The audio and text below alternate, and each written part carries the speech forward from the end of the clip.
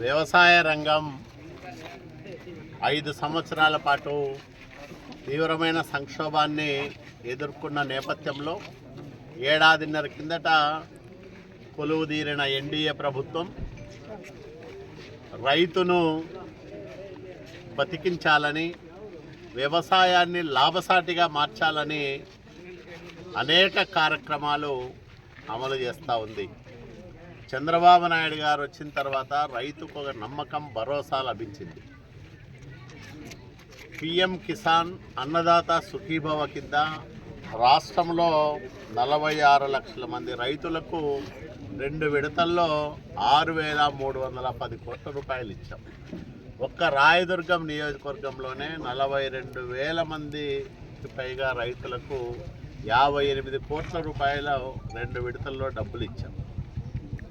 అట్లాగే యాంత్రీకరణ పథకాలను పునరుద్ధరించాం. గతంలో జగన్మోహన్ రెడ్డి ముఖ్యమంత్రిగా ఉన్నప్పుడు కేంద్ర ప్రాయోజిత పథకాలకు రాష్ట్ర వాటా సమకూర్చని కారణంగా తొలి విడతలో వచ్చిన ఫస్ట్ ఇన్స్టాల్మెంట్ను ఇతర పథకాలకు మళ్లించిన కారణంగా కేంద్ర ప్రాయోజిత పథకాలన్నీ కూడా రాష్ట్రంలో పూర్తిగా స్తంభించిపోయాయి. మళ్ళీ చంద్రబాబు నాయుడు గారు వచ్చి దాదాపు 78 పథకాలు, వివిధ రంగాలకు సంబంధించిన కేంద్ర ప్రాయోజిత పథకాలను పునరుద్ధరించారు. అందులో భాగంగానే బిందు సేద్యం, పెద్ద ఎత్తున డ్రిప్ సబ్సిడీని పునఃప్రారంభం చేసి రైతులందరినీ ఆదుకుంటున్న ప్రభుత్వం చంద్రబాబు నాయుడు గారి ప్రభుత్వం. అనంతపురం జిల్లా ఈరోజు దేశంలోనే తొలి స్థానంలో నిలిచే విధంగా డ్రిప్ సబ్సిడీలో ఈ జిల్లాకు ఇతోధికంగా సహాయం చేస్తున్న నాయకుడు చంద్రబాబు నాయుడు.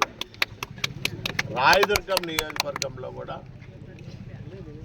అప్లై చేసుకున్న రైతులందరికీ, అర్హత ఉన్న వాళ్ళందరికీ వారం తిరగకుండానే ట్రిప్పు వాళ్ళ ఇంటి దగ్గరకో పొలం దగ్గరకో వచ్చే పరిస్థితి.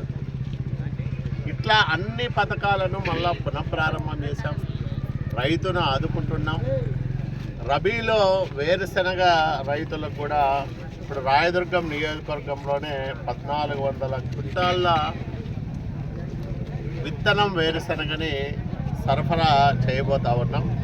క్వింటాలు ధర 9,400 రూపాయలు ఉంటే 5,520 రూపాయలు, అంటే 60% రైతు కడితే 40% రాయితీ లభిస్తుంది. ఈ రకంగా రాయదుర్గం నియోజకవర్గంలోనే 1,500 మందికి పైగా బోరుబావుల సౌకర్యం ఉన్న రైతులకు ఈ 3 మండలాల్లోనూ, కనేకల్లు, రాయదుర్గం రూరల్, గుమ్మగంట 3 మండలాల్లోనూ ఈ 1,500 మంది రైతులకు రబీలో కూడా సబ్సిడీ వేరుశెనగను, నాణ్యమైన వేరుశెనగను అందించడానికి ప్రయత్నం చేస్తూ ఉన్నాం, సన్నాహాలు చేస్తాం. Okay, thank you sir.